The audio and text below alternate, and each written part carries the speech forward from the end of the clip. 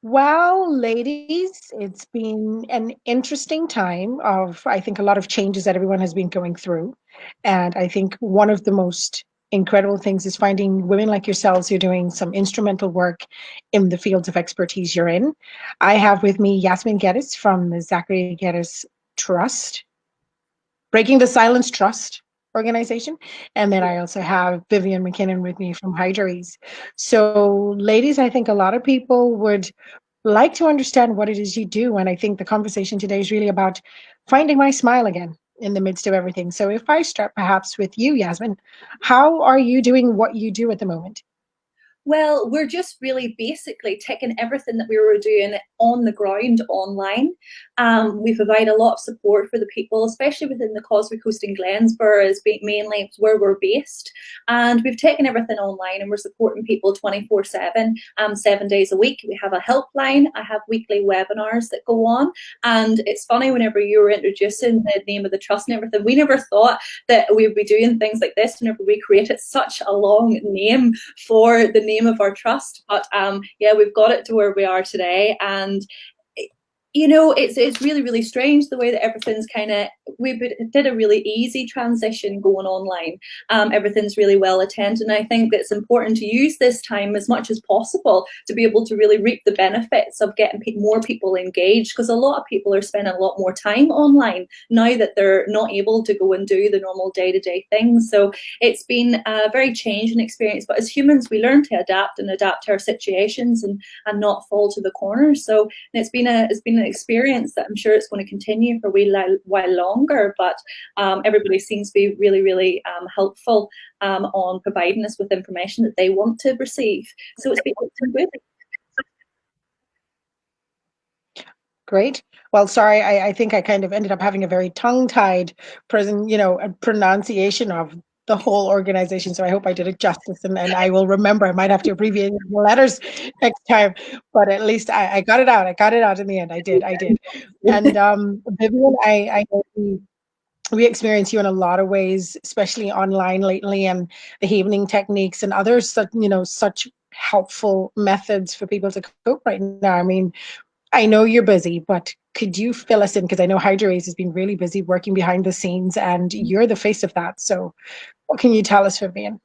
Yeah, we've so I was, just before this all happened, I was kind of thinking maybe I should do some online stuff, maybe I should do some courses and maybe take some of the things that I do. So I've kind of had a baptism by fire, and I have kind of put all that stuff aside. This should probably be the time that it should be like putting online courses and doing these things. And then I just thought, do you know what? When am I ever going to get this opportunity to spend some time with my son? When am I going to get this opportunity to spend time at home? And then I was kind of hijacked, because I was like, right, I'm going to do some. Oh, I'm being visited by my dog. I was then like, I'm going to do some. Hello, boy. I'm going to do some havening techniques. I'm going to teach people havening techniques. I'm just going to do some live videos. And then it was like, right, I'm going to do some laughter yoga. And then I thought I'll do like 1 minute meditations and things. So I suppose I have taken it online, but not in the way that I thought I was going to be doing. I thought I was going to be doing courses that I would have to learn how to do online webinars and online courses and learn all this new stuff. And then I just thought, do you know what? Just keep it nice and simple. And I think, and the thing called, find your smile, keep it simple. Things don't, as humans, we tend to like, how can we complicate this as much as possible? And, there's a great saying, in the Western world, we say, panic, everything's out of control. Where in things like Buddhist teachings, they say, relax, everything's out of control. And I much prefer that approach. So that's what I'm kind of doing. I'm doing what I always do, flying with the seat of my pants, winging it. Well, I think it's fair to say that there are a lot of people winging it at this point, because I think when this all started, I don't think anybody anticipated the magnitude of what it is. I mean, not to mention just the global pandemic situation that we're in now. It's really just changed the face of what your life is all about. And I hope, obviously, in our conversation today, we're really establishing how people can find their smile in the midst of everything, because I can imagine there's a lot more to consider than we've ever had to. And I think it's finding those steps and techniques. And I suppose, you know, for Yasmin, especially with a very interesting karate background that I know you have, you know, what could you suggest? I suppose there are lots of disciplines in that one would have. What could you perhaps tell us from your students even? What are they doing about that at the moment? I have a lot of younger students. Most of my clubs are based around the age range of maybe 6 until 15. And a lot of them, the first couple of weeks, they really find it really difficult to find their feet. But they become more accustomed being home with their mums and dads for a longer period of time. And they're enjoying that so much more. And they're enjoying the freedom that they've been getting, that they've been kind of wishing for in terms of whenever the terms are so long. But now that's been cut short. And I think that whenever they're going back, they're talking about more appreciation of the learning system, and they're talking about more time spent as a family doing family things. And I think it's really important that we actually have this time, but finding our smile is really embracing what we have around us and the simplicity that life can be, if we really just take a chance to be able to slow down. The world's slowed down for us now, and there's nothing that we can do. It's out of our hands. And a lot of people are finding that they're finding their feet on week 3 and 4 now of this lockdown period, and they're kind of becoming accustomed and enjoying the experience a lot more because they're with the ones they love and the ones that support them. And a lot of families are talking more, they're actually communicating, and it's a really positive experience, especially for my students. We've actually put on fitness classes in the morning, and I make sure that they cannot miss it, just so that they get up and go, and that's their day started. And it's early in the morning, you know, so it make sure that we're ready to go and they're energized and they're ready to exert that energy in a positive way, and then spend the rest of their day learning with their families. So most of them are having a positive experience, and it's been lovely to see them so relaxed. A lot of them would actually struggle behind the scenes, and even that has calmed them down because there is no pressure at the moment, and it's been a positive experience for them. I can see it definitely a change in them during training. It's been fantastic to see. Well, I know, Vivian, as we were talking, you had a four-legged intruder. You know, Yes. I'm sure Denver has been keeping the family quite busy on a regular basis. I'm sure, has he decided to make a poster yet about how exhausted he is from being walked by everybody, or he's still enjoying that? Yeah, do you know the funny thing today, Laurie, is we took Denver down to the park. Like, we take Denver to the park every day. We take Denver and we take Sonny and we take the bike and we take the football and we take, like, it's like a military operation going out for our daily exercise. So, but I think there's a dog in heat somewhere, because poor wee Denver, and he's only 9 months, so he's not been neutered yet. So the poor wee soul, his hormones must be driving him mental, because we're going down the park and he's constantly like nose to the ground and he's panting and snuffing like a wee pig. And then he's coming home and he's going out the back, and there's about that much space under our gate at the back, and he's got his nose underneath the gate, and he's just sitting there going, just pining for wherever this dog is. I don't know, it might not even be that, but he's went off his food and he's went real moody and sulky, but he has just been an absolute joy to be around, as you can imagine. But you know what? See, in Havening, here, and here is an acupressure point, and so is here. So when you rub both hands together, it creates delta wave. But you know what? See, when you're rubbing a dog, it does exactly the same thing. So, I mean, Denver must be at the point where he's like, well, he's just back off, because there's always somebody's hand on him, there's always somebody shouting on him, but he really is, he's brought a lot of joy in this short time that we've had him. Well, I actually live in I think areas here. Oh, look. I have two, and we live in an apartment, so we're like really confined to 4 walls, but like they're the life and soul. And you're right about petting, there's just something so therapeutic and stuff at the minute about just sitting with your babies. I don't have any human babies, but I have dogs, and just sitting with them and really enjoying their company has really been fantastic. You know, I love spending time with them, they're great. That's it. That's it. I don't know if you've seen the meme that's going around, and it's I think you on top of the cupboard in the kitchen saying, "No, I am not going out anymore." Yeah, that's our two, definitely. Exactly. Well, unlike you, I have a teenager in the house, so you can imagine that it's kind of it's fun for a period of time, and then it's just like, mom, please. I think that's like the latest phrase in this app is like, mom, please. And I'm like, please, what? There's got to be something else to this. What do you want me not to do? So I think it's been an absolute change because you're all on top of each other. Mhm. What used to be just your space is now everybody's space. Mhm. And I think there are moments where I think even with seeing on the news and reports, I mean, there are parents who are really having an amazingly awkward time. I mean, this morning I saw a clip of a dad who absolutely lost it because his son walked in. And I think it's hard. It's really hard because temperatures are really frayed and it's difficult. So in the midst of all of that, I mean, I know there's a evening technique. And yes, if you have pets, that's fantastic. And if you can go out for a walk and just having time to breathe makes a big difference. I mean, is there anything else that you've discovered that has been, yeah, this is the thing to be done outside of, I think Joe Wicks is everyone else's alternative in the morning. So I don't know, is there anything else that's different? I think that finding an actual routine and sticking to it as if you were out for work or you were at school, is very important, just so that no one's on top of each other, because everybody has their own thing to do. There's only 2 people in my household, and I still do a color-coded, right, this is what we're going to do. Dwayne's on furlong and stuff at the minute, so it's always like, well, are we going to get money in? But instead of worrying about that, it's just more focused, right, you go and do your thing, and I'll do my thing, and we'll meet again later on tonight, just like what we would do whenever we're at work. And I think that's really been something that we've learned. We were on top of each other for the last 3 weeks, and whenever it came into week 4 there last week, it was like, right, do I know I'm going to make this timetable schedule? And I thought I was mad, but it was color coded. It was like, we're going to do this throughout the day, and this is whenever I'm away. I'm in this room and I'm working, and you can't come in. You can't come in. And sometimes he's been helping me with my work, but it keeps him away. So that means that we can kind of have that separation as well. So we're not on top of each other, and the tensions aren't rising in the house because the washing machine hasn't been done or the dishes haven't been done. It's just we're trying to keep it as relaxed as possible, and having those communication barriers of like, this is my space and I need 10-15 minutes here by myself has been a really positive experience for us during this time, definitely, because I couldn't deal with it 24/7. Like, Dwayne, you need to go. But I would say I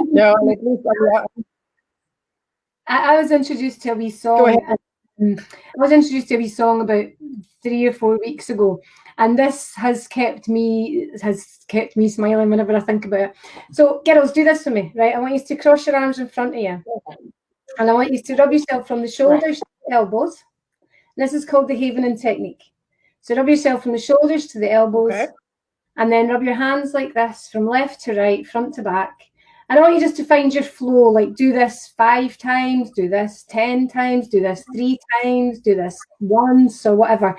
So I want you just to keep doing that, and I'm going to sing you a wee song, right? Now this song is a worm, so it will get in your head and you'll go about singing it, and it's great because when you catch yourself singing it, it's such a good positive message to both your mind and your body. So the song goes like this. Every little cell in my body is happy. Every little cell in my body is well. Every little cell in my body is happy. Every little cell in my body is well. I'm so glad every little cell in my body is happy and well. I'm so glad every little cell in my body is happy and well. And then back to the beginning. Every little cell in my body is happy. Every little cell. That's freestyle. I'm sore. Well, if anything, we're laughing, so that's a good thing. And now that tune, it's gonna be stuck in my head, Vivian. That's it. It's gonna be stuck in my head. We all breathe every second of every minute of every hour of every day of every week of every month of every year, blah, blah. But do we breathe properly? And I think for me as well, just taking that time to stop, put your hand on your tummy and just breathe right into your hand, in through your nose, and then back out through your mouth. And just take that time to kind of go, whoa, whoa, whoa, hang on a minute. Bring it into the moment, because the only thing you can control is this moment. but we get so flustered with, oh, I should have done that last week, and why did I not say that? Or, oh my goodness, like tomorrow I need to do that. And when you feel yourself doing that, just go, do you know what? Stop, take a breath, gather yourself and bring yourself into the moment, and then just sing your wee song. Does anybody have an Apple Watch? No, I've not got one. That it tells you to breathe. There's an app that reminds you, you have to do a 1 minute breathing session before it actually switches off, and it like expands whatever you're supposed to be inhaling and like gets smaller. You're supposed to like exhale and stuff. So it actually does a daily reminder to like actually take the moment and step and like do the app. Or it doesn't leave the front of the phone unless you've did it, the front of the watch unless you've did it. I've only had this a couple of days now, but that's one of the things I've noticed is like that breathing part. It's very, very, very, very important. But no, that your mind to do it. I love it. Very good. Well, at least it's breathing. Because I mean, I was watching, I think, is it Trolls? There's the Trolls world tour, and I was watching this with my daughter, and the Trolls have a little watch that has hug time. So at a certain point, it goes ding, and you go and hug your. So I hope we don't have advancements in technology that insist that we have to hug people at a certain time, because that will be a challenge. I wouldn't mind that. I'm like craving. One thing I am craving is that I'm craving a hug from my mum. You know, I think, but like I speak to her every day, obviously, but like there only is me and Dwayne and the dogs in the house, and then there only is my mum and dad since the passing of Zachary, my brother, and so I can't hug them, you know, and I can't give my dad would suffer with mental health issues and has been admitted into the Ross Thompson down in Korean and stuff as well, and you know, and I just want to feel that connection with them, that hug and feel. But what we do is we do this and we shake like that, and that's us hugging each other. So we have we've got a movement that we do before we say goodbye, and it's a virtual hug. That's our virtual hug. And my dad even. Oh yeah. You know what you should do, Yasmin? See when you feel like you're missing a hug, do the Havening technique. Have a picture in your mind of your mum and dad, and just chant love, happiness, joy. I'll wait until my arms are no longer sore, and I'll be able to do it for a long time. But no, that's one thing that puts a smile on my face. Just kind of thinking, I'm going to see them. I'm going to give them a big hug soon. You know. Oh yeah, I think a lot of people are anticipating that day. It almost feels like there's this massive barrier between being as normal as you're used to and having to adjust to this, you know, because I watch so many grandparents who are having to see, you know, their grandchildren and their children and the whole waving through the glass. I think that is really, really difficult. You know, I think you can, you know, it's such a restraining sort of arrangement. Yeah, that's like the only part of my life that's actually changed in this process, you know, is the mother and father kind of contact, and everything else is basically just stay the same, except instead of being in the open world, I'm in here. And like Vivian said earlier on, is like all the things that I do are like they're 5-minute kind of techniques. So I go online and I do it for less than 5 minutes. So I just finished one there today. It was on motivation. It was 5 tips under 5 minutes, you know, little short snippets, and I send them to my mum and dad as well, and they love seeing it. They're not online or anything, and they love seeing it and stuff as well, and that interaction. So I'm getting more interaction now than what I did whenever I was actually out in the open. But no, the interaction with other people is great, and it keeps you going, it keeps your day busy, and making them smile makes me smile. Oh yeah. So I suppose to wrap it up, because this was a short, sweet, help everybody find their smile. Is there anything lasting that you would like to say as we kind of wrap up? Because I think we've done a lot of laughing ourselves. We've learned a song as well. So I think there's no excuses for long faces, at least not from us anyway. I don't know. Vivian, was there anything you wanted to end with? Hang on a minute. Go to Yasmin first. There's something I want to read to you. But Yasmin, you go first. I always, every morning that I wake up, I realize that we're one step closer to being able to do everything that we were supposed to do. And I think we've been given this time for a reason. It's time to sit back, relax, and take a look at the bigger picture and realize that sometimes it's good to take a breather, and there's no point in going 100 miles per hour all the time. It can't benefit you in any way. Take this time, be with your families, and enjoy the things that make you smile and make you happy, and take these experiences and things you've learned here. Whenever this all goes back to normal, don't go back to normal. Keep some of these things and everything you've learned here and take them with you. So you can provide a little more happiness in your day-to-day life whenever we're back to everybody going 100 miles an hour. Yeah. Oh yeah. I would like to finish on. I was reminded of a poem recently by Spike Milligan, and I absolutely love Spike Milligan. And Spike Milligan's poem is called "Smiling is Infectious." Smiling is infectious. You can catch it like the flu. When someone smiled at me today, I started smiling too. I passed around the corner, and someone saw my grin. When he smiled, I realised I'd passed it on to him. I thought about that smile, then I realised its worth. A single smile just like mine could travel round the earth. So if you feel a smile begin, don't leave it undetected. Let's start an epidemic quick and get the world infected. And I just think if you pass someone in the street when you're out doing your exercise, just simply smile. Do you know they'll smile back and it'll probably make their day. Yeah. That's a pandemic. No, That's so I think well, that's a perfect ending to finding your smile. And I think we've well and truly found our smiles here. So thank you both so much, Vivian and Yasmin, for I think some very insightful and some laughter. Thank you so much. Look forward to doing this again soon. Bye. Bye. Bye.